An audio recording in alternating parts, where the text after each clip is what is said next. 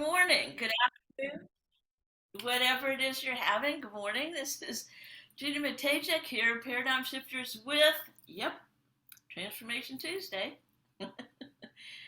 Every Tuesday since March 2020, we've been bringing in guest speakers on topics that are here to shift and uplift the planet. Isn't that cool, Candy? I love it. Yes, absolutely. It's all Shift, about uplifting the planet. shift and uplifting the planet. And, we've got about 1,600 members from 56, 57 countries. In other words, it's this global impact that we're seeking. And each month we have a different topic, and we are officially in September 2023.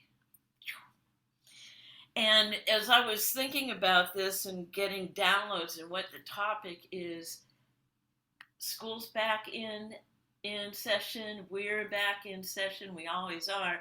So September's topic is our children, our future.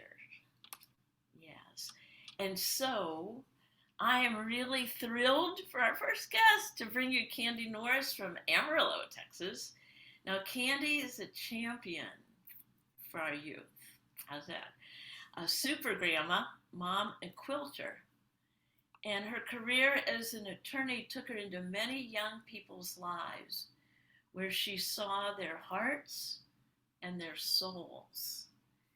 So, Candy's stories and passion, we're going to inspire you to take some time to ask yourself, what is mine to do now for future generations?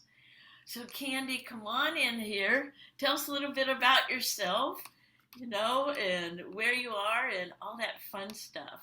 Well, I am a Texan through and through, born and raised. I grew up not far from you, Judy, as we've talked about in the past, but in a little town called Marble Falls.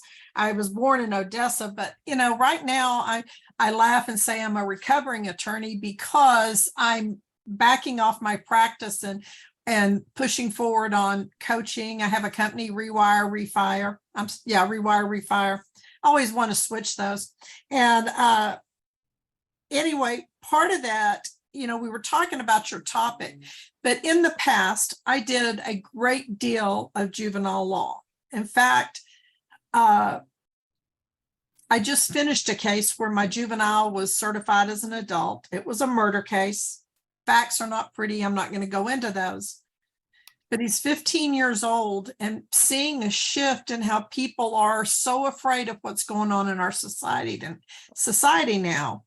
And rightfully so. There are some things happening that not that we should let fear control us, but we should be aware of them. We should notice what we're noticing and look at that. And that's where I'm kind of coming from today.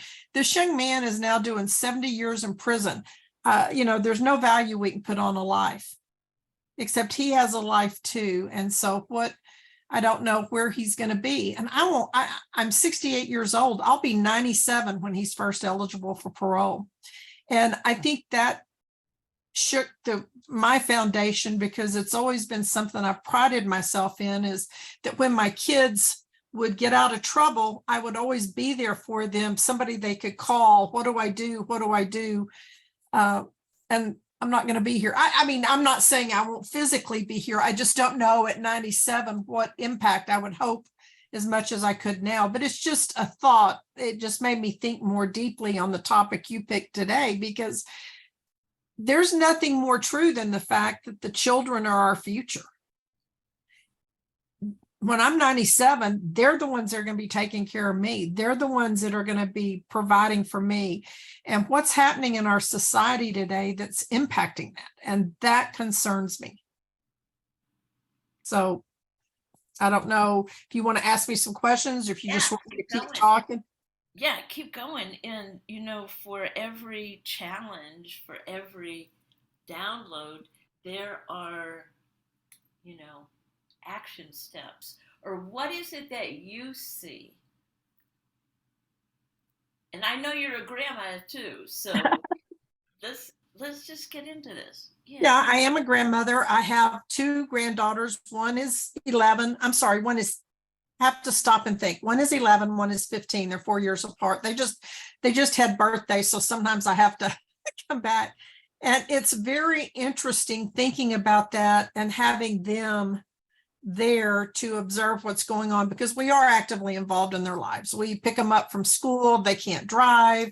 They have a lot of activities. And I thought today, what struck me, and it was interesting because we had a conversation about this last night. We all got together. We had hot dogs. We've all been craving hot dogs. So we did hot dogs for Labor Day out in the backyard. But anyway, my youngest granddaughter was doing some gymnastics and she's got a fractured knee now. And we don't know where that's going to lead her, but we were talking about her slowing down, which, you know, how you kind of have that ripple effect and it kind of leans back. One of the things I have just finished and have been working on is with Dr. Robert Cialdini, who's a leader in influence and persuasion. And I just finished certification in his program. And one of the lessons I listened to really hit home when we were talking about this.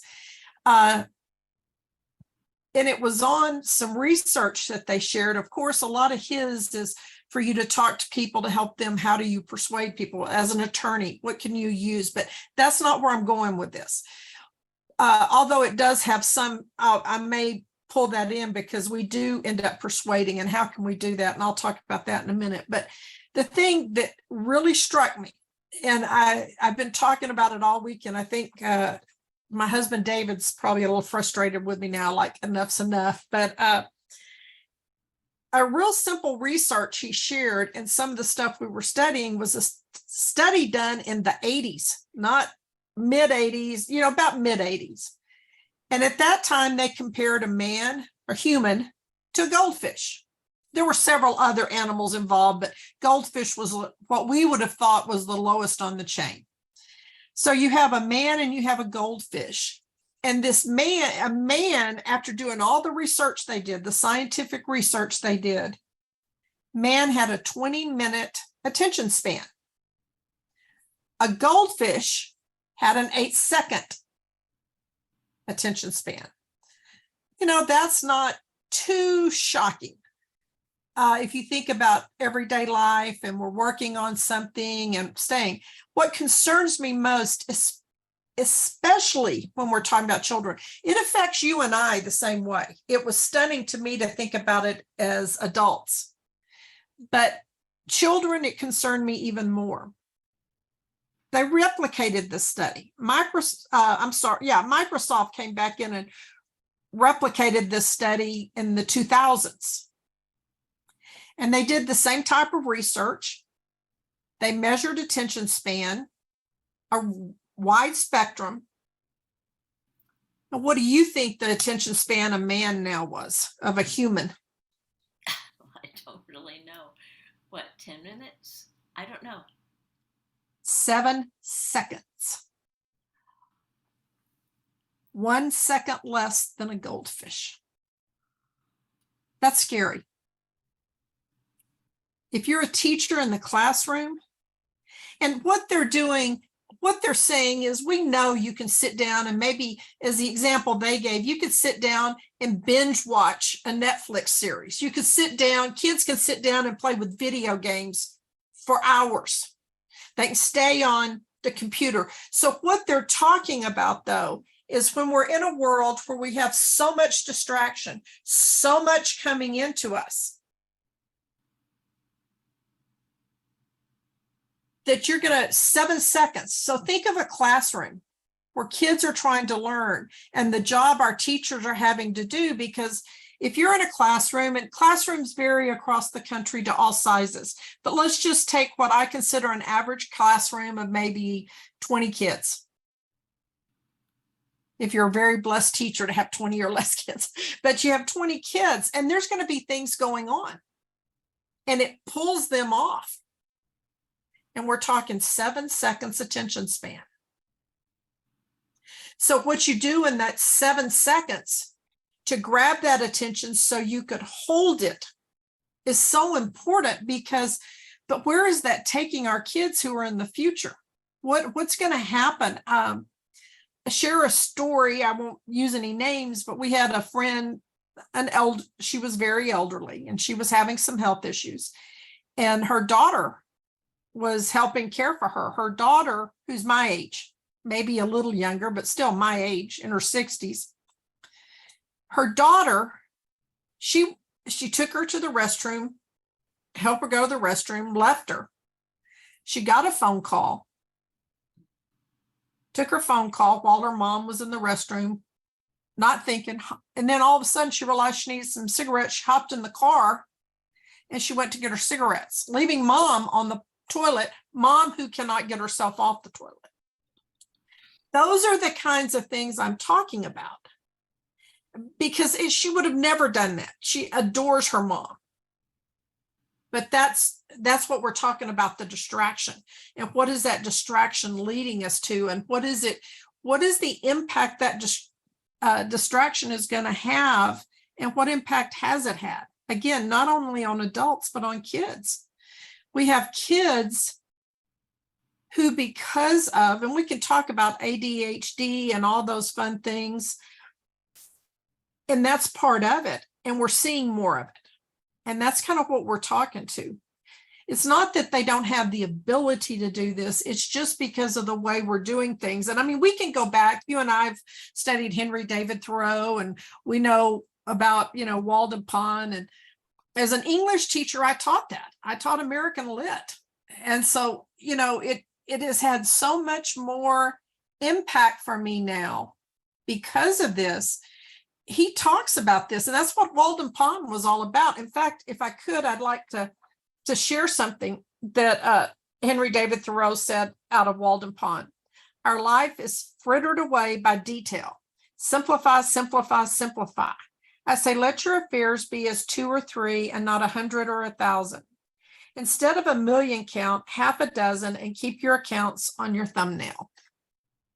And what I see in that is, and I'll just use my granddaughters as an example.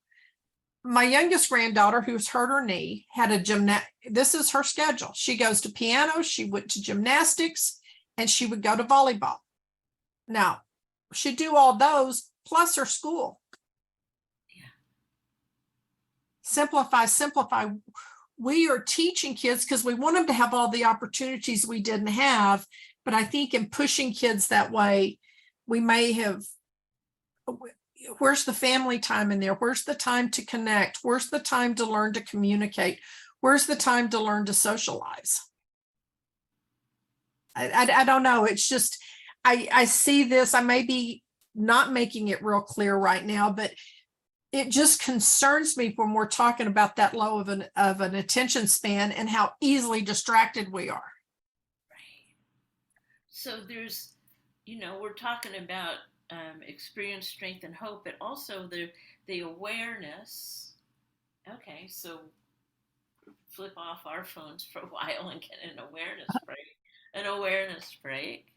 Right. And there's that acceptance, awareness, acceptance. In other words, this current level acceptance of a challenge, and then there's the action.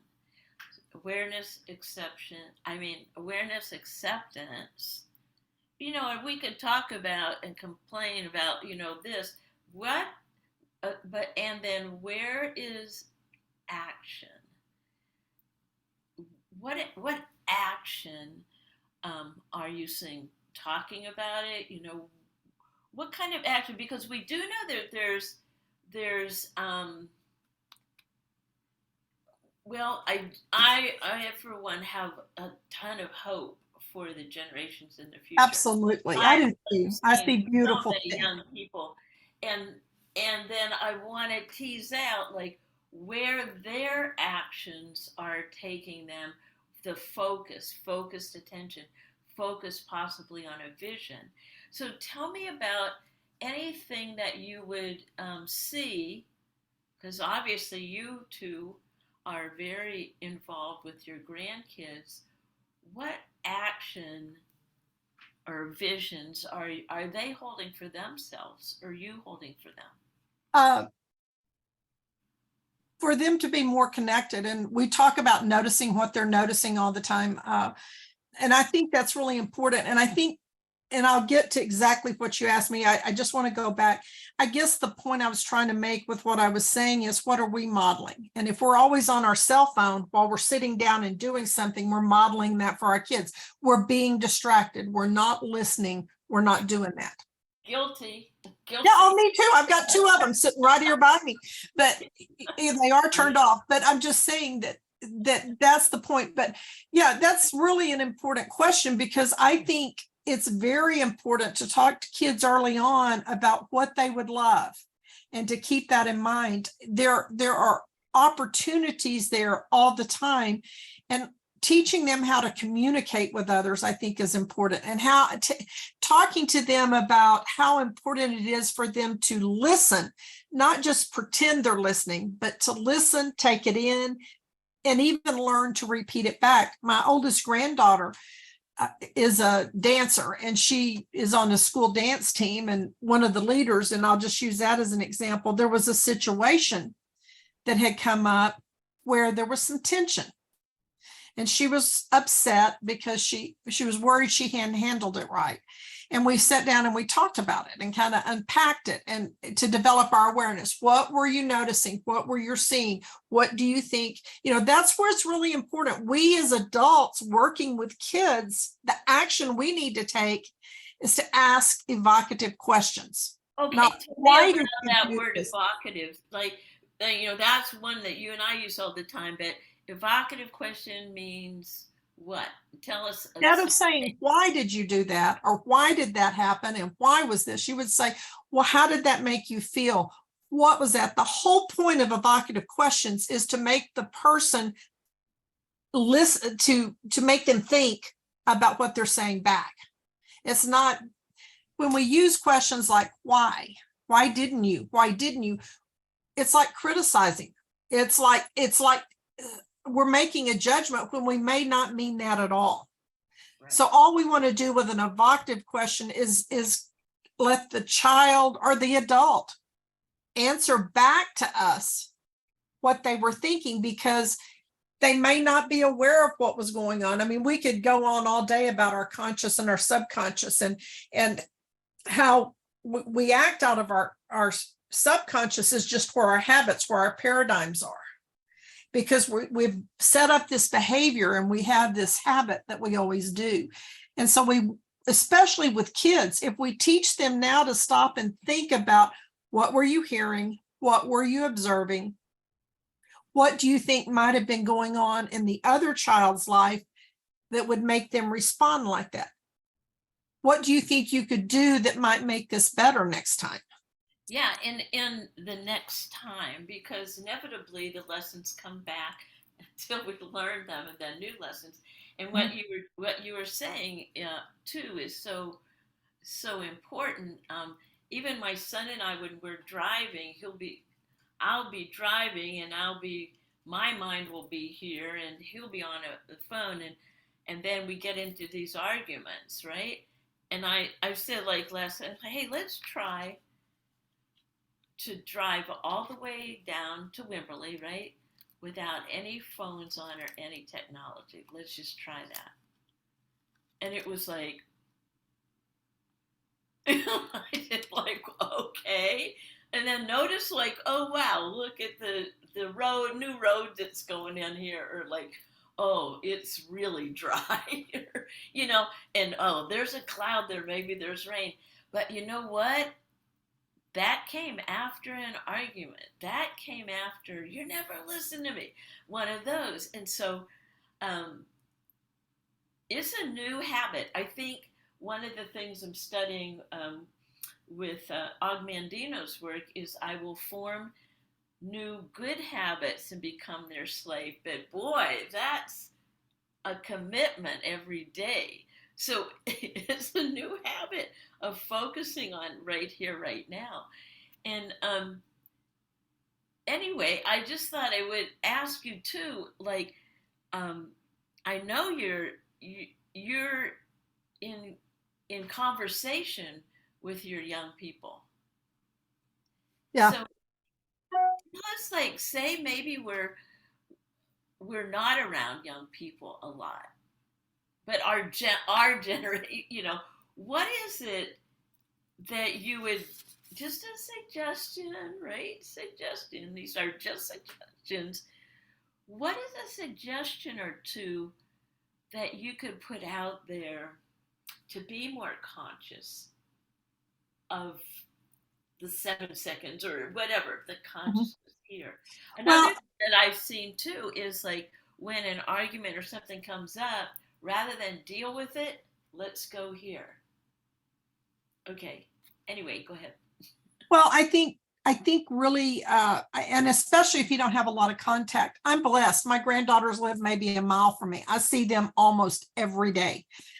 Maybe not every day, but one of us is with them every day. So that's a different situation. But I think too, when you have relationships with kids, or even just kids that you run into at a McDonald's, if you go in and you're getting a cup of coffee and you're going to sit there and visit with some friends, I think moving the knob a little bit further and say, and asking them something about them, like, well, what's been going on in your day? I mean, we are so trained to say thank you, that's it. But I think we need to engage. I think that's where we're missing it, is engaging with them and acknowledging that they have things going on in their life. It's just like when you go to the grocery store, a lot of us have people that are very young baggers that are probably high school, maybe college students. And that's a great time. They're up there, they're working, they may be thinking about a test. But I think engaging with them and asking them the type of questions: how has your day been today? Anything exciting happened today? What's the best thing that's happened to you today? It sometimes we may be the only person that's acknowledging them as a human with human experiences. They may not get that when they get home. They may be getting home with mom and dad, or they may be getting home after supper, have to grab something and go in and study. And I think that's it. Take the opportunities to acknowledge them as a human, and that I really appreciate you helping me out with the groceries. Yeah, that's their job, but if you let them know you really appreciate that, or that what they're doing matters to you. I think we all need to know something matters.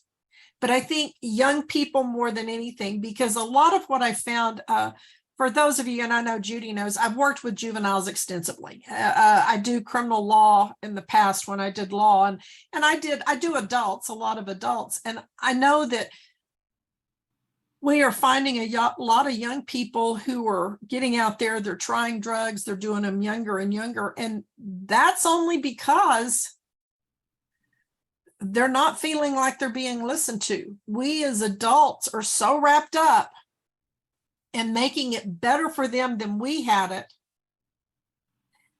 that we're forgetting about that connection piece. We're forgetting about sitting down and spending the time together, even if it's 15 minutes. I know we were talking about attention spans of 7 seconds.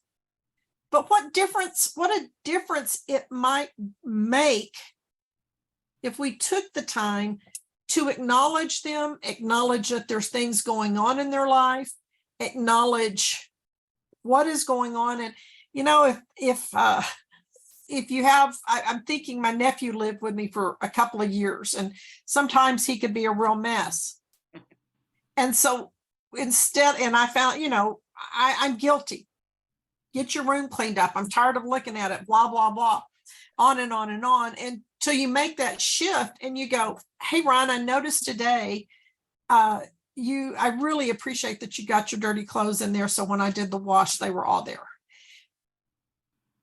Because when they do what we ask them, and we don't acknowledge that they've done it, maybe they don't do it all the time, they don't have a feeling of, nobody notices what I do, so what does it matter anyway? Wow, that is so huge, isn't it? And now I It feel is. like you just hit the gold nugget in here, acknowledgement. And you know, yes, acknowledging everyone that we meet in the day, since the topic gets in September is our children, our future.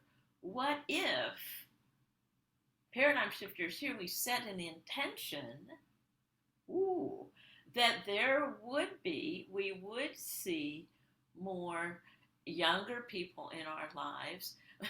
My mom lived to be, well, she lived to be 95, and and she said, how did you live so long? She said, I just hung out with the younger people. Yeah. I just hung out with the people in their 70s. And like, she was like in the water aerobics and all this stuff. And I just remember that it brought so much joy to her that someone was interested in her, but also, she really had interest in them. She was a school teacher all her life. So there was this passion for those generations. And yeah, this is real interesting. So, boy, we can go off on all kinds of topics with your passion and past. So, what is it that, oh, I wanted to have you go more into, if you could, this connection piece, acknowledge them, and possible evocative questions to ask them to where they knew that you cared. I'm looking at my wall over here with the list of evocative questions, and I'm like, okay. Well, I mean, just think the first, although it's repeated, I don't ask my granddaughter something when I pick her up, especially the youngest one. Well, what was your most fun thing you did today? I mean, as simple as that. Not what did not just, oh, I did math science. What was the most fun thing you had to do? Or what was the worst thing that happened today? Because sometimes them thinking about that nothing bad happened. Meanwhile, it's just, I think really looking at what do you want? What is this? How long have you been working at the grocery store? You might ask them that. That's not an evocative question. That's a straight answer question. And an evocative question is not gathering information. An evocative question is making the person try to come up with what feedback, but not just like yes or no or 10 years or whatever. What are you wanting to do when you graduate from high school? Just ask them, what are your plans? And if they tell you, I don't know, then you say, well, what was some of the things you would love to do? Because they may not have even thought of that. Well, and I think work in the grocery store. Yeah. But one of the things I think is real important, it's an old model, but it's a communication model, but you have the sender, you have the channel that the message is sent, and you have the receiver. And I think what we have to remember in communications is when we're talking one-on-one, even like on Zoom, we can observe everything. We can observe facial expression. We can observe the color of our skin, and we can observe whether somebody's being distracted or not distracted. Sometimes when we're sending the text and everything else, we don't see those things. But what we've got to remember in any communications is it's all about what the receiver hears, regardless of what the sender's saying, regardless of what the channel is what is the receiver understanding and what's their perception of what's being said. And so when you're asking these questions, you've got to, you're not here I'm not trying to tell anybody to psychoanalyze anybody. We're not qualified to do that. But sometimes you can pick up on something. And what you want to do when you ask these questions to engage them and to get them to help them become more aware and to give them value is repeat back to them something about what they said, because that's where they get the value, and that's where they know that you're not just there's just not words going on. You're just not paying them lip service. You're hearing and you're receiving what they're sending back to you. I love that. So Even if it's something like, and I think when we talk about our children, we talk about our future. We've got to help develop this communication. We've got to develop this because it's kind of falling down and we need to build it back up. You're heard. I hear you. I value what you said. And that's again, like if you said, well, what do you want to do when you graduate from high school? And yeah, that's kind of giving it's a semi-evocative because they may have a straight answer for you that they always say, I want to stop and go into the military, or I want to, well, what, but then you just go on, well, what would that look like? What is it about that that really is appealing to you? and I love what you said, to repeat back what they've said. In other words, they know that you are actively listening because you're repeating it back in their own words. Beautiful. Or even just asking another question that builds on what they said so they know you heard what they said. You can do the same thing if you didn't. But I think that's the most important thing we could do as an older generation interacting with the younger generation, is to show them that we value what they have to offer us. And repeat it back, and then the other 3 words is tell me more. Yeah. In other words, you're not just going to spend 5 or 6 minutes with them. Tell me more and lean in like, well, to me, I always have a notepad because there's always connections I made. Oh, I know this person would be a great mentor for you. But, not, and there, I love that we're talking about this. So let's set an intention right here for this month. Absolutely. How does that sound? Pretty cool. I think that's always good to set an intention. Yeah, let's set an intention for this month of September that let's set it. I'm just going to say, I can't set an intention for anybody else, but for me, right, that I will intentionally engage with at least 3 young people a week for this month. And you know what? That will fill my soul. and so it is. So what I would love to have you, Candy, man, we can go on forever with this. This is awesome because it's that awareness, exception, and right there's the action piece. Bam. So what we like to do for paradigm shifters is, one, we want to thank you so much for coming on here. My pleasure. What we hold for you, Candy, and you're obviously rewiring, and I know you have so much going on, but what can we hold for you and your family and your connections that you have? What would you love? Absolutely. I would love that you would hold. I am hosting a huge event in November and working on that. And so as my family supports me with that, I would love that you hold the energy and the ideas flow freely for me to be able to communicate to people what I'm doing and how I'm doing it, and that I'm able to reach out to at least 15 people a week. I would love that.